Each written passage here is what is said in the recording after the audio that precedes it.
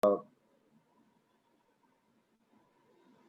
evening to everybody, and once again, we welcome you to our DY Patil PG lecture series.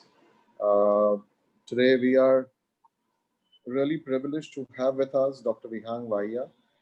Uh, I asked him for his brief CV, and the eloquent and the illustrious person that he is, he sent me two lines, and his explanation was weaker the speaker, longer the introduction. So I think uh, with that one line, he told us what kind of a stalwart he is by the virtue of his simplicity and his straightforwardness. And I think that's the quality about him that endears all of us to him. I don't think any of us here who was worth our salt would not know Dr. Vihang Vahia. He is a teacher extraordinary. He is a wonderful speaker.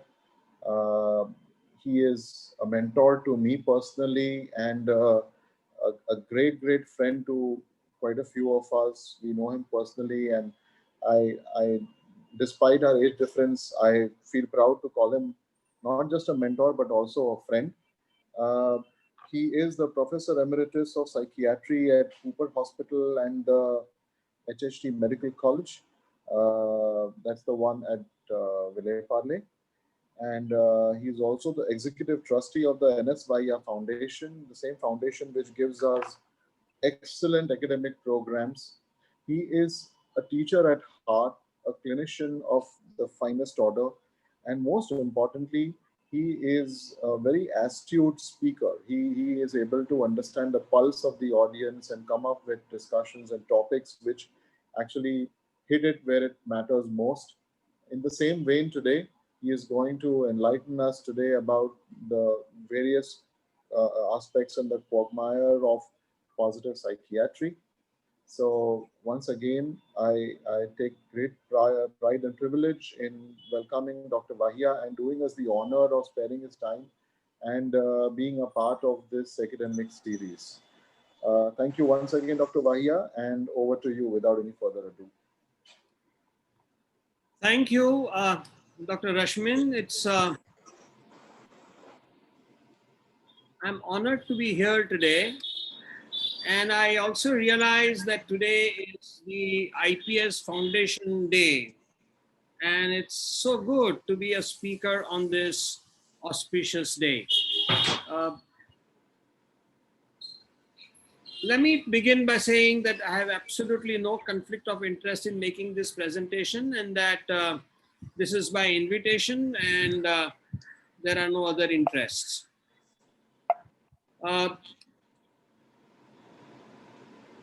This is Dr. Dilip Jeste, for those of us who don't know him. He was my father's student. He is my teacher. He continues to be my teacher, and he was the mentor to my son when he pursued his psychiatry in the US. As president, he is the only Indian to have been the president of the American Psychiatric Association in 2012-2013, and he had the privilege of releasing DSM-5. In his presidential address, he said that we should not be satisfied merely with treating symptoms in patients with mental illness, but we should also improve their overall well-being. He subsequently published this book in 2015, and I was privileged to write its review for the American Journal of Psychiatry.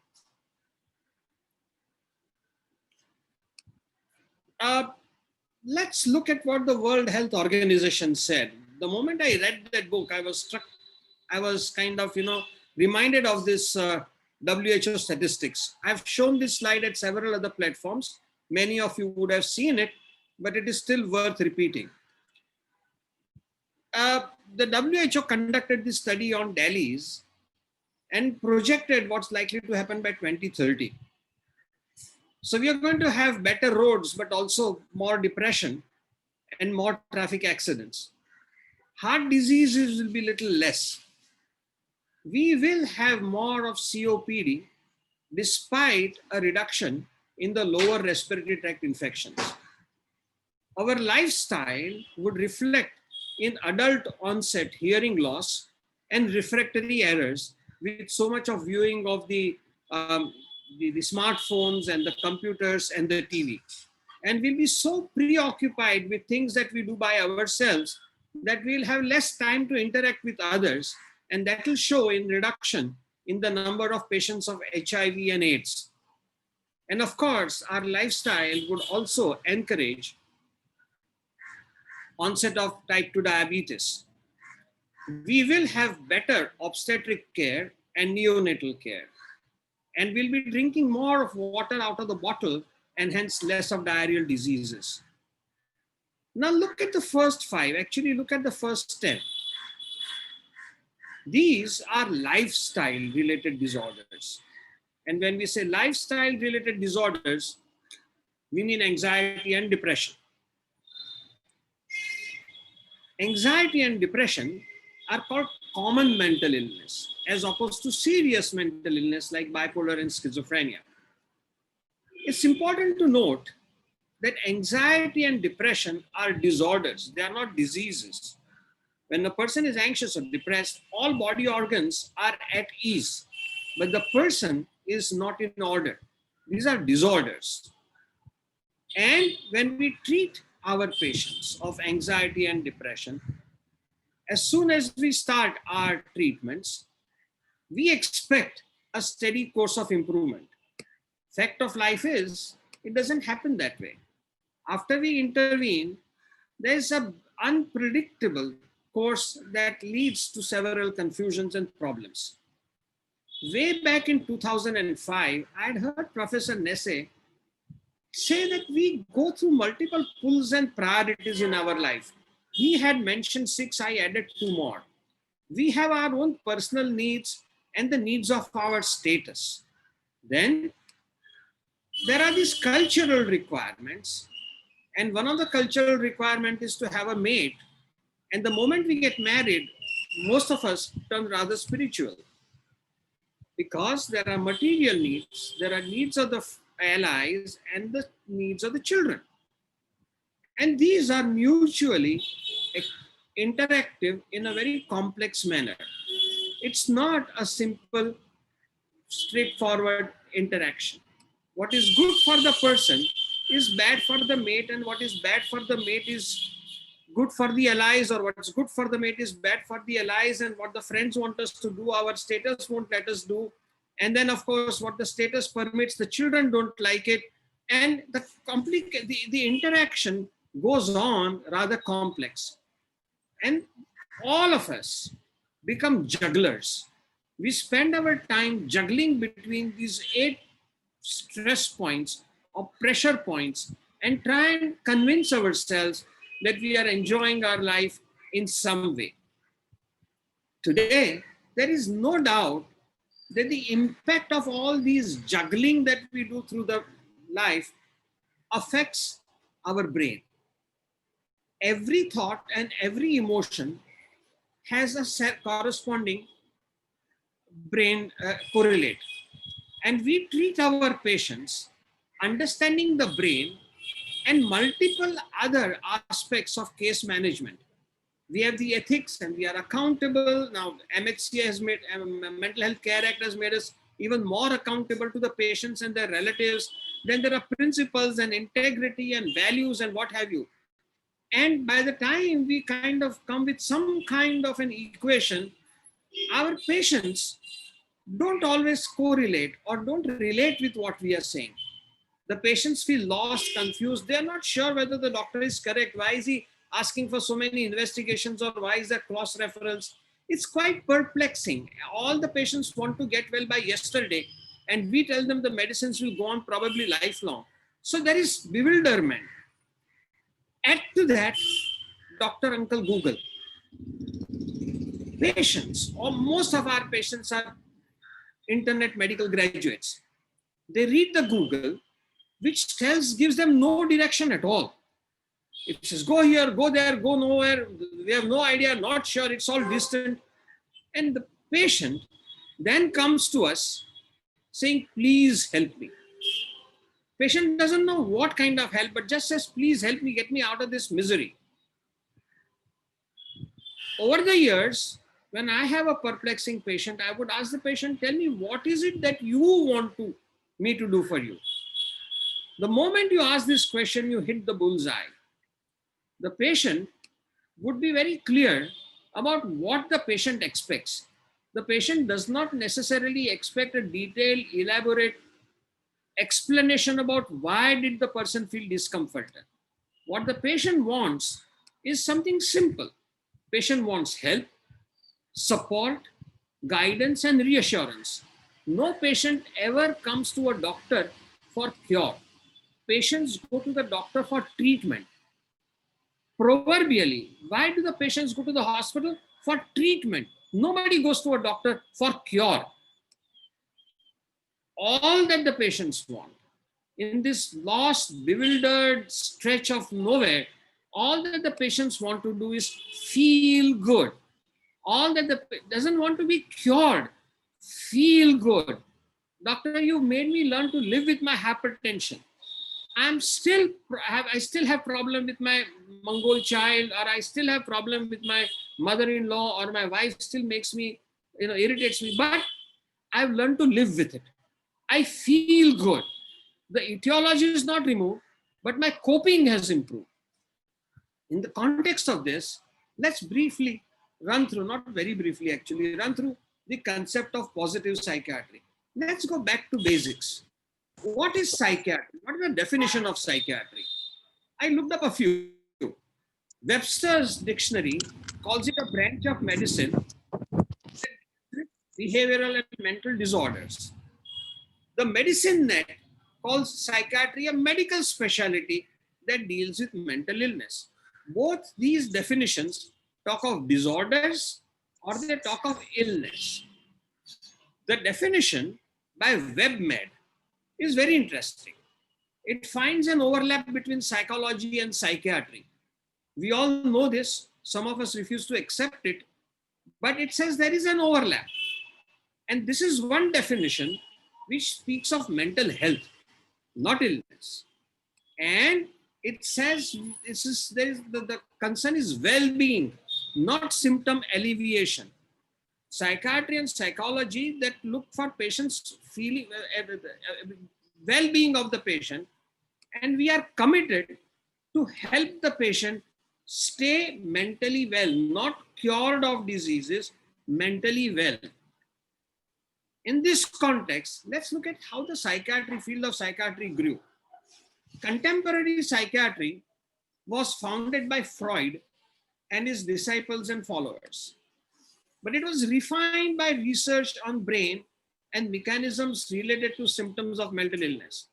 In fact, for those of us who read Freud, Freud himself has said that his theory of mental illness is not going to be the ultimate theory. He said we did not know what the neurology of mental illness is all about.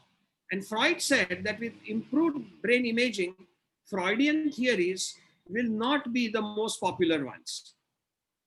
It is the Second World War and the Vietnam War which changed psychiatry.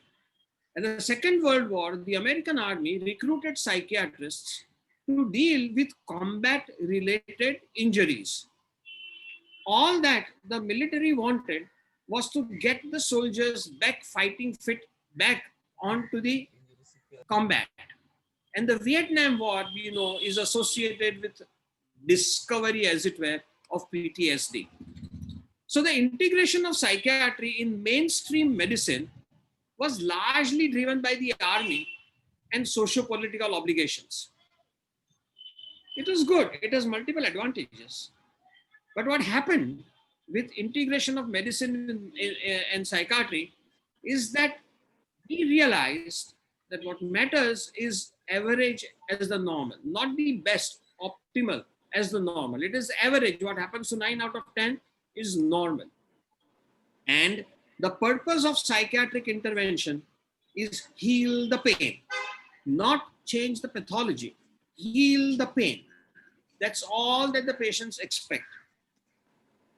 So the basics. Sorry to interrupt you. Sorry, one moment. I think somebody needs to mute themselves because there's a lot of sound of traffic coming from the background. And I'll ask the admin to just check if everybody is muted. There's a lot of traffic noise from the background. Okay. Thank you. Sorry, Dr. Vahia. Please continue. Not at all. So let's deconstruct the definition of health. The World Health Organization says that health is a state of complete physical, mental, and social well-being, and not merely absence of disease of infirmity. We all mug up this definition. It was coined in 1946, 22nd January. It was implemented in 1948, and it has remained unchanged since 1948. The original definition did not talk of culture and spiritual health. It was only in 1978 with the Alma Ata Declaration that cultural and spiritual health became a part of consideration of management of health. So, unfortunately, just a minute, I think this traffic sound is from my computer. Neela, please. Sorry, I'm going to request my wife to help me out.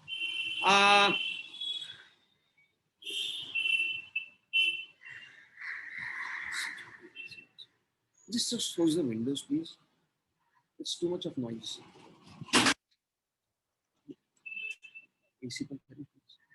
So, what has happened with integration of psychiatry and general medicine is that the practice of psychiatry only focuses on absence of disease or infirmity. We have forgotten that absence of disease or infirmity is not the ultimate goal. We have to go beyond control or absence of disease or infirmity. Contemporary medicine or the modern medicine is post-World War II or biological model psychiatry, where the focus is minimize the misery and suffering of the patient. Build a sense of well-being is not a part of our considerations. All doctors presume that when we minimize the patient's misery, the patient is obliged to feel well. The patient is required to tell us that, doctor, you got me a pain relief, so I am feeling well. That doesn't happen. Most patients would tell you that, doctor, I'm much better, but not what I was before I fell sick. Dr. Rashmin, is the traffic noise less now? So, 15 years of research on positive psychology realized that the skills of well-being are different from the skills of coping with sadness, anxiety, and anger. It's possible to learn to live well. In fact, all of us who are in practice for 4 or 5 years or more realize that a lot of patients are smiling and they're very comfortable. When we elicit the history, we wonder how come they can be so comfortable despite all this pathology. I remember way back in 1980, one of my registrars came and told me, he said, sir, do you realize that the husbands of our female schizophrenia patients are extremely good housekeepers and cooks? People just learn to live with the reality. It's possible to feel well in spite of problems in our life. It's possible to develop positive emotions, be engaged at work. Idle mind is devil's workshop. Have improved relationships, so there is a network of people helping out. And we have to have a meaning and purpose in life. It might just be to look after the spouse or look after the child. But there has to be a purpose, a focus in life. And we must try and achieve mastery in whatever we do. It's interesting. Ever since our second MBBS, when we started our preclinical or clinical terms, the only thing our teachers taught us to ask is to see what is wrong in the person who presents before you. We always say, "Kya takleef hota hai?" आपकी शिकायत क्या है? We never ever ask a patient what is good about you. If you have developed the sickness at 55 years of age, what was it good thing about you till the age of 54 that has now suddenly dropped? We never ask our patient what is good about you. Sometimes we do that only when we want to know how much fees to charge. But otherwise, we never ask the patient what is good about you. We never inquire about the inherent qualities of the person's life, social background, familial setup, geopolitical mechanisms that can be integrated in implementing care. All this is important to enhance coping skills, but we don't use this in our primary case evaluation. We have to learn a shift in perspective. Traditional psychiatry is defined as that branch of medicine that deals with mental illness. Psychiatry treats disorders of the mind, emotions, and behavior arising out of faulty genetic biochemical factors or interpersonal interactions. We need to shift to realize that psychiatry or positive psychiatry is a branch of science. It's beyond medicine, and it's a branch of science that deals with mental health. Psychiatry is the only part or aspect of healthcare which looks at facilitating a sense of well-being. कसं वाटतं? दुखणं कमी झालं? No. कसं वाटतं? बरं वाटतं. आजार गेला? We don't ask. कसं वाटतं? How do you feel? How does it feel now? We don't say, is your pathology gone? We don't say, is your spouse behaving well with you? We just say, or we don't say, does the boss give you less work? We just say, कसं वाटतं?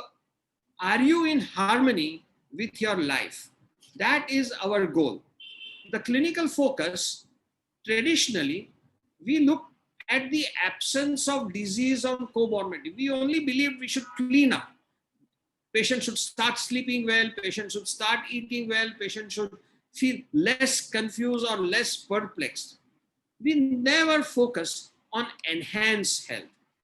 We now must focus on complete physical, mental, and social well-being. Once upon a time, not too long ago, psychiatry meant treat a person, not the symptoms. The students of psychiatry studied the vagaries of the unconscious. They had intensive training with their trained supervisors, and they learned the treatment skills with the greats of their era. Today, it's all changed. It's the insurance company that decides. Hospitals don't want psychiatry wards because they are not that paying. Our patients don't go through surgeries and investigations. A surgical patient earns so much more per bed than a psychiatry patient. Today, the focus is very simple. Treat the symptoms, not the patient. आता झोप लागते ना, भूक लागते ना, वजन वाढलं ना, घरी जा. Medication is the cure. Pill for every ill. Psychotherapy, leave it to the social workers or psychologists, because time is money. And a good psychiatrist is one who does not use his time talking to the patient or waste his time talking to the patient. But he's the one who will give benzodiazepines or he gives some quick fix and make the person out of the hospital as soon as possible. Traditionally, we thought that all that the patients expected is remove the symptoms. This concept of preventing relapse and rehabilitation are concepts that have come into clinical practice in last maybe 2 decades. It's the alternatives that we have to look at is create awareness and promote positive psychosocial factors, PPSFs or PPFs. And these are resilience, optimism, and social engagement. Optimism and social engagement are in some ways common English. Let's focus on resilience. What is resilience? all of us know that there is nothing like a normal individual. An average individual is one who always goes in, or who is compelled to establish some kind of a dynamic equilibrium and balance the personal needs with the environment. The environment would be external, occupational, internal, or personal, which means friends, thoughts, emotions, past memories, ambitions, opportunities, loneliness, coping with loneliness and competition. Or other part of the environment is interpersonal, which would mean, of course, the boss, the co-workers, and of course, friends and family. Then there are social and financial factors. We all know this, we don't have to go into it. But the real stress in life is the pressure to cope, survive, and if possible, win over the environment. And the resilience refers to effortless ability to adapt to stress. If you can just go on and not feel upset, or if you can learn to take life in its stride without having to make special effort to cope with what has happened. We say, hona wala hi hai. I mean, okay, it's happened. I know how to deal with it. Resilience is the effortless ability to adapt to stress. And that's the whole solution. Our youngsters are able to cope with environment better than what I did at that age, or for that matter, this age. The way our residents cope with the stress I'm impressed with the way they can find solutions so much better than what baffles me so often. So the primary aim of psychology is to understand and fortify these personal attributes like communication skills, social work, and ethics, progressive effort to realize expectations, how to make things happen, how to get close to our ambitions, how to the courage to deal with situations, identify personalized sources and mechanisms to seek pleasure and empathy. All these have escaped clinical priorities. So there is proven data that people who have better resilience have lower morbidity, probably longer longevity, and a sense of well-being. I am happy, or as happy as I can be. Nothing bothers me. I'm able to cope. It could be better, but I'm okay. Most literature in this field is from non-medical research. There's a history of positive psychiatry. It began in 1906 with the concept of mind cure by William James. Maslow came up with this beautiful theory. All of us studied this for our DPM and MD. Maslow himself said that psychiatry and psychology is more successful in identifying shortcomings of a patient and not identify this and not use this model to identify potentials, virtues, and achievable aspiration. The word is very important. This is Maslow's word, not my word. Achievable aspirations. Donald Trump, for example, has got tremendous aspirations which are not achievable, and we know what's happened. So it's got to be achievable aspirations is the self-actualization concept.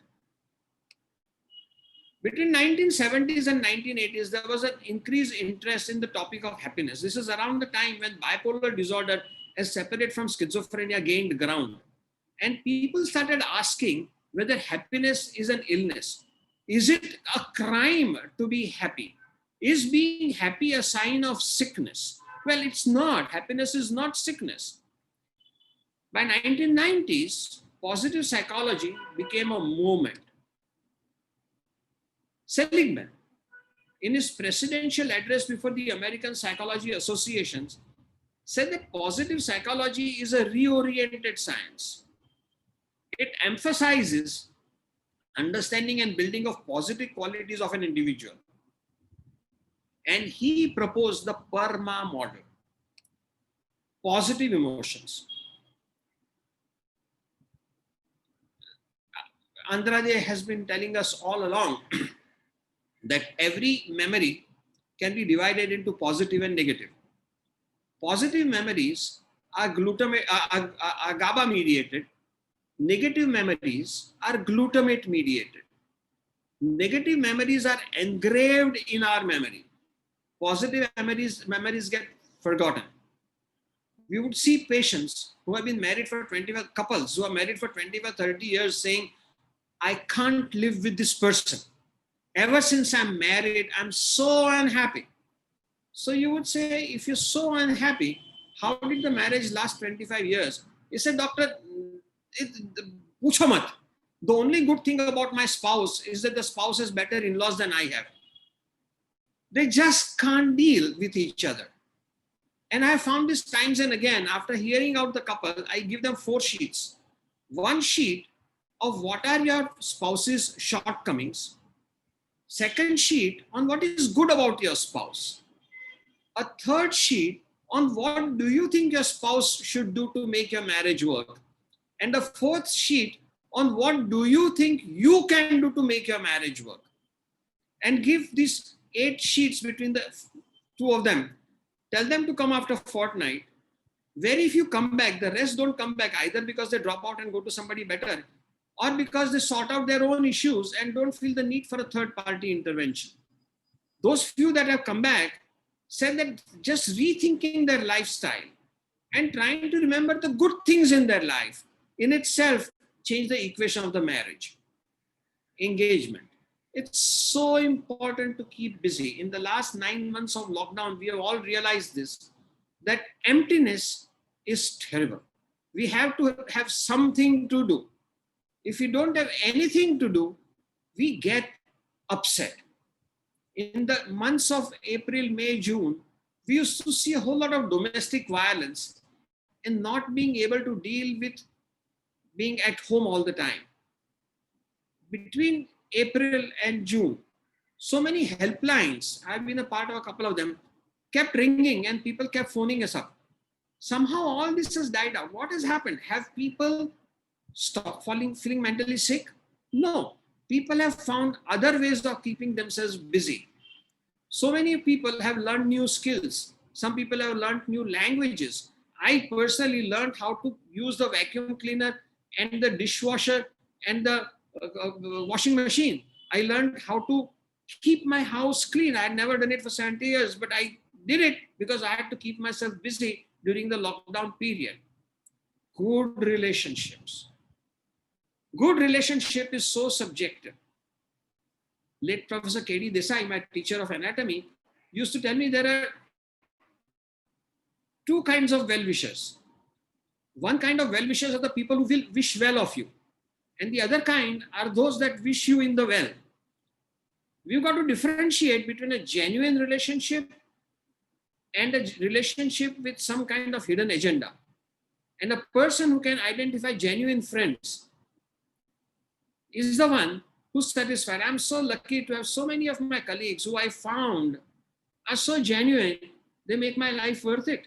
So you have to have good relationship in your professional, personal, and social and cultural spheres. There has to be a meaning to your life. My life is worth whatever. It's not just drifting in life. A focus in life and a meaning in life and want to achieve something. When we have our patients of depression who feel blank and lost, we've got to find them some reason to want to live. And it has to be a reason which is objective and not necessarily materialistic. But we have to have the patient explore the reason to be alive, add meaning to your life. This is achieved in many ways by helping the person to recall the accomplishments rather than failures.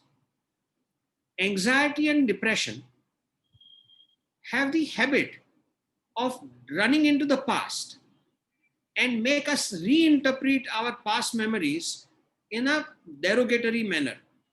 It either generates guilt, a sense of inadequacy, or hostility against people who we think have done us wrong. Or anxiety and depression runs into future and makes the future look so bleak and unlivable. Anxiety and depression don't live in the present. So help the patient of anxiety and depression. Tell the patient that we cannot possibly go back into the past and change the past. And future, we don't know what the future holds for us. We can only focus on what is today. We can only focus on what is within our control. We can't undo the past. We can't dictate the future. We can only dictate today. So learn to live in today or tomorrow, not even day after. One of the metaphors I tell my patients is that leading life is like driving a car. You have your rear view mirror, you have your side mirrors, and you have your front windshield. And a good driver is aware of what's behind the person. He is aware of, or she is aware of what is by the sides, but is focused on what is immediately ahead. A good driver can negotiate all those bumps and breakers, speed breakers in front. Obstacles and bumps are a part of life. But a good driver negotiates the road and reaches the destination in a good spirit. And a bad driver will get into every bump, every obstacle, and be miserable by the time the person reaches the destination. Happiness in life is exactly like driving a car well, by being focused what is immediately ahead of you and not be focused on the signals which will be 500 meters away. It works. Giving metaphors that the patient can identify with works. I also tell them that the language that you use when you talk to yourself is important. How you view yourself is important. If you do not think happy about yourself, you are not going to find happiness elsewhere. And the way you communicate with your own self is important. The metaphor I use is that when you get up in the morning, you either say, "Good morning, God," and you feel happy. Or you say, "Good God, morning," and you feel anxious. It's the same three words, but how you phrase your language when you're talking to yourself determines your mood for the rest of the day. You wake up with "Good God, morning," you're going to be anxious for most part of the day. And you say, "Good morning, God. I'm going to deal with life as it comes because I'm a man of achievement. I'm a man who knows what direction is, and I know I can do it." So what is the need for psychology or positive psychiatry? Dr. Dilip Jesse said that psychiatry's mission is beyond reducing symptoms. And the goal is not just improve the psychopathology, but help the patients feel satisfied with their lives. Psychiatry is the most appropriate of medical specialties to promote positive traits in patients of not just mental illness, but also people with physical illness. Dr. Rashmin mentioned that Dr. Jaita has logged in. I don't know if she's still in.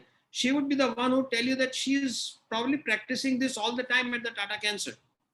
Because unlike any other medical specialty, psychiatry is the only specialty which changes the patient's behavior or helps the patient to change the whole behavior. This is my last slide, or last but one slide. What is the difference between traditional psychiatry and positive psychiatry? The target. Traditional psychiatry looks at patients who have evidence of symptoms of mental illness.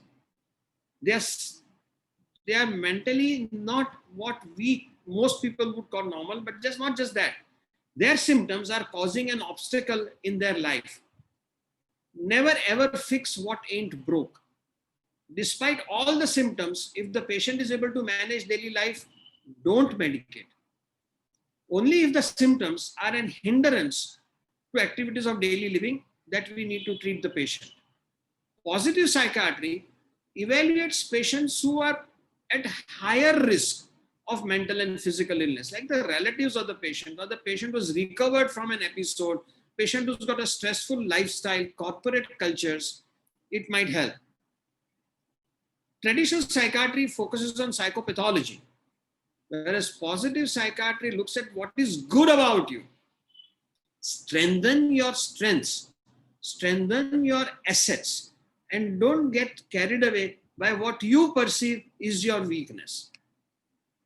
The focus and research of traditional psychiatry is risk factors and neuropathology, whereas positive psychiatry looks at protective factors like the PERMA model and neuroplasticity. Traditional psychiatry, get rid of the pain, remove the symptoms, and if possible, relapse prevention.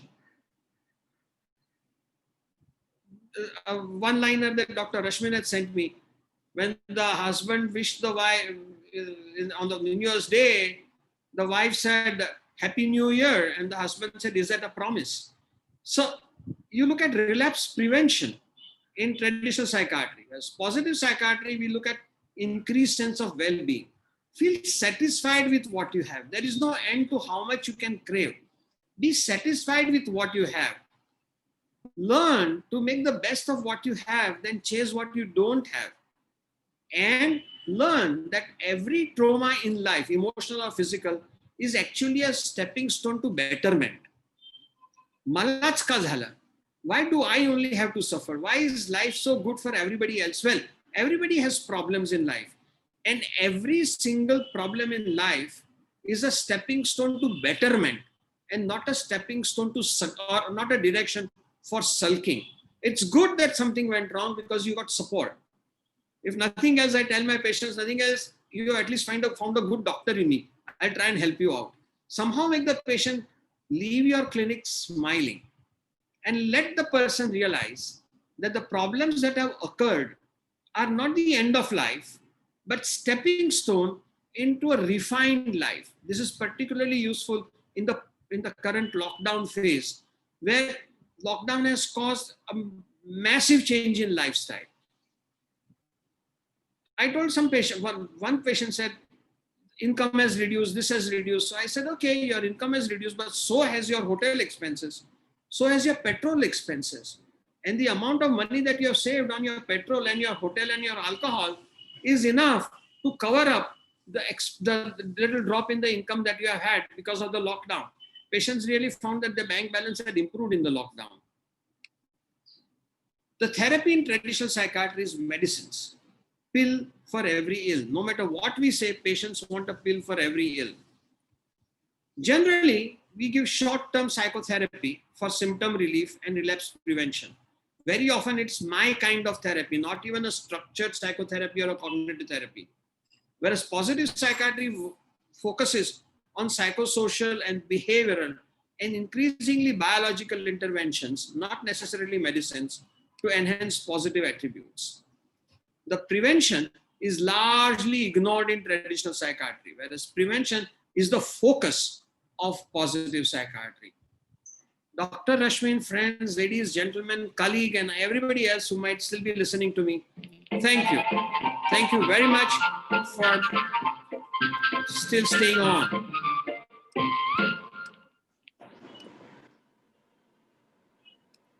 Thank you so much. Thank you, Dr. Vahia, as eloquently put as it can possibly be. And we are not surprised at all because this is who you are.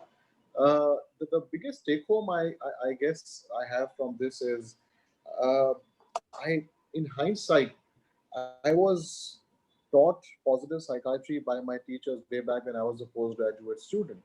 When they used to tell me often that if you go back feeling that you have learned something from the advice you have given to your patients, then you have done a good job that day. And if you haven't, that means you have performed under par. So that in itself was an eye opener, and it resonates so well with Dr. Vahia's discourse today, where he's talked about positive psychiatry adding a whole new domain to psychiatry, where it's not about just a science of ailments or disorders or diseases or just treatment. It's actually more of an experiential science. So in that sense, it's really, really great, and it helps us change our perspective and helps us become not just pharmacology technicians, but more holistic healers in that sense. So it's a very, very positive outlook. And perhaps this takes us from a whole new dimension to just treatment of our ailments versus prevention and, dare I say, even prophylaxis. Am I right, Dr. Vahia?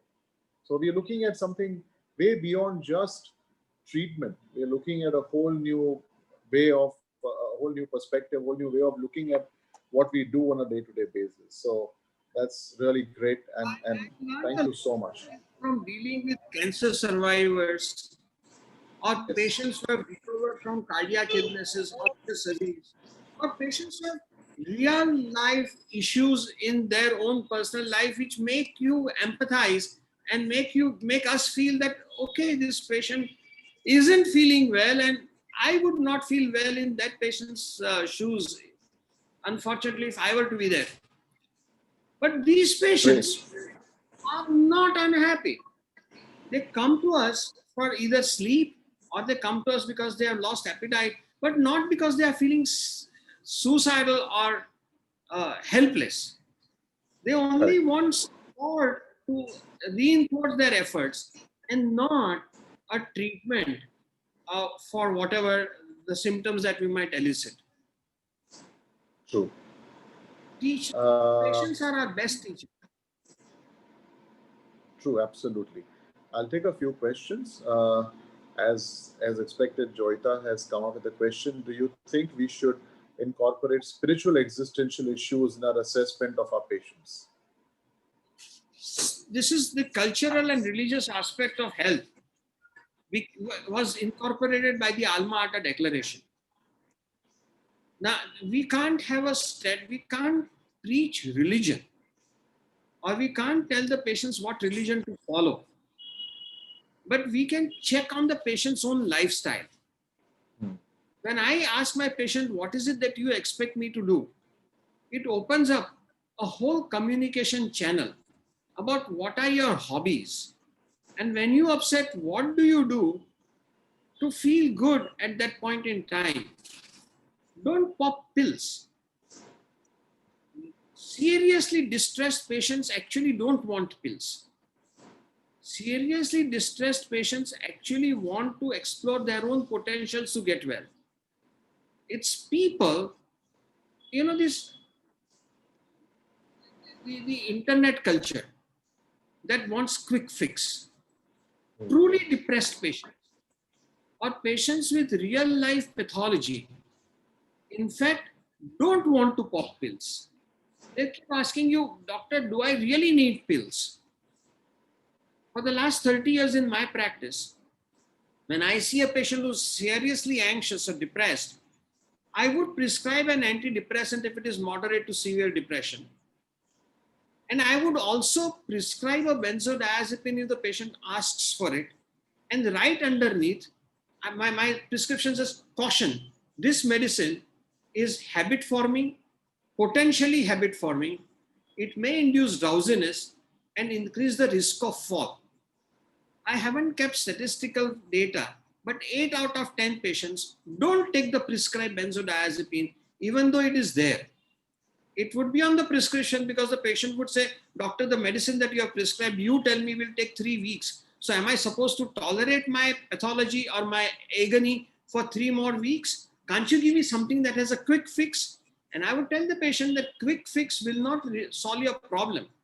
What will solve your problem is learning to live with the problem or treat the treatable symptoms. We can't treat all the symptoms. We can't go and change your brain circuits. We can help you to feel happy and hope that the brain circuits will change themselves. And the recent research shows that if you learn to keep your anxiety and depression under control, the brain does rewire itself. You can achieve this with cognitive therapy or with Dr. Jeta has asked religion. After all, religion also is a kind of cognitive therapy to my mind. And that would help. And then if you just can't hold yourself together, if you feel that you're falling apart, pop a pill. But write on the back of the prescription, the time, the number of tablets taken, and why did you have to take it. And 8 out of 10 patients would have taken 1 or 2 pills in the past 1 month or not taken any. So you empower the patient to be a part of the treatment and not a passive recipient of the treatment. I couldn't agree more. Fantastic. In fact, that's exactly what Joyita says. It's a fantastic talk. It's a pleasure to listen to you. Parma model is very practical, is also her opinion. Hemangi also joins Joyita and they say thank you positively. Dr. Sanjay Saoji from Aurangabad says that he is very happy to be here. Dr. Chokhani also is very grateful for your talk. Dr. Kumar Kamble has asked a question of you, how to apply positive psychiatry in relatives of patients with addiction illnesses, because many times they don't see addiction as a hurdle. They just request to make the patient drink less. Harm reduction, not harm prevention. This is the strategy. Over the years, we have realized that we are not as omnipotent as we wanted to be. Over the years, we have realized that we have our limitations in what we want to be. And I just got a nice quote and I'm trying to get that out. Uh, Let me see if I can pull it out in a minute.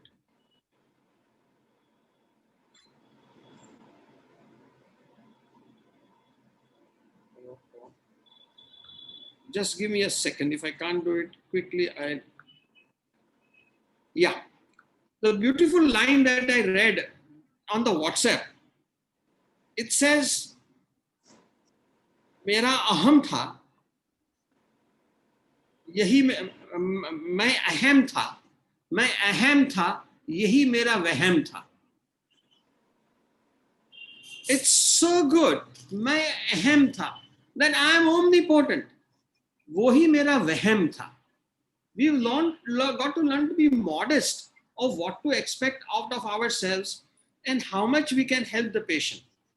Don't tell the patient what I want you to do. Don't impose our views on the patients of substances or whatever.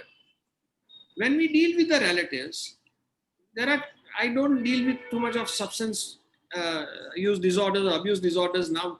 I've got younger colleagues who do a much better job. I'm not as patient with my substance use cases as I would love to be. But my pattern is ask the patient and the relatives that if you knew that what you're doing is not good, what made you do it? What is it that you couldn't control in yourself and that you needed to drown your sorrows? Majority of the patients of alcohol or substance use are drowning some unhappiness somewhere. So why is it that you need to drown your sorrows or unhappiness in a chemical? What is lacking in your opinion? What is lacking in yourself that you can't be the master of your mind? A catch line that I use is, do you want to be the master of your mind or a slave of your habit? It works. It doesn't work immediately, but it works. So harm reduction rather than the removal of addiction is what I advise. In the last 5 years, I have been seeing more people with gender dysphoria or desire for a gender reassignment surgery or a gender preference disorder. In all this, psychiatry has its limitations. We cannot we cannot make the person change gender orientation or gender preference. You've got to help the patient to realize and the relatives to realize that what matters is the final well-being rather than trying to treat our patient as our clone or a slave or a puppet. We've got to look at the patient's happiness, whether it's a child or whether it's a sibling, happiness of that person, even though it does not fit into our expectations. So don't impose our views on our patient or the relatives to tell them that don't the relative, the parents or the siblings not to impose their view on the patient, but help the patient to make the best of whatever the patient desires without breaking the law in any way. So long as the patient's behavior is not doing damage to self or society, it's something that we can learn to cope and help the person to live with it. This is my strategy. I hope it answered. True. Joyita says that she's grateful for your answer, but she wasn't referring to religion. Oh, nonetheless. So that's something that is a perspective. I And mis Nishikant yeah, and many I'm sorry, others I also are very misconstrued the. grateful to you for your talk. Any other questions? We'd be happy to have questions from people. I don't think there are too many questions because, I mean, you were so eloquent that there's not much doubt in anybody's mind any which way. The difficult ones you take, Rashmin. I'll take the easier ones, even when they come. I don't think anything is difficult at all after your discourse. Great, thank you so much, Dr. Vahia, and I once again am grateful to you for having spared your time and been with us today and shared this extremely positive perspective to psychiatry. More so in today's world when we constantly fight with trying to continue to establish our space and struggle with patients and struggle with convincing them about the significance of mental wellness. Mental wellness is the term that I'm using particularly.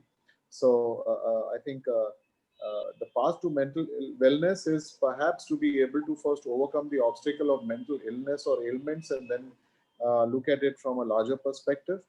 So thank you once again, and I take this opportunity to Dr. Rashmi, also. this is Ulti Ganga. I should be thanking you for calling me today.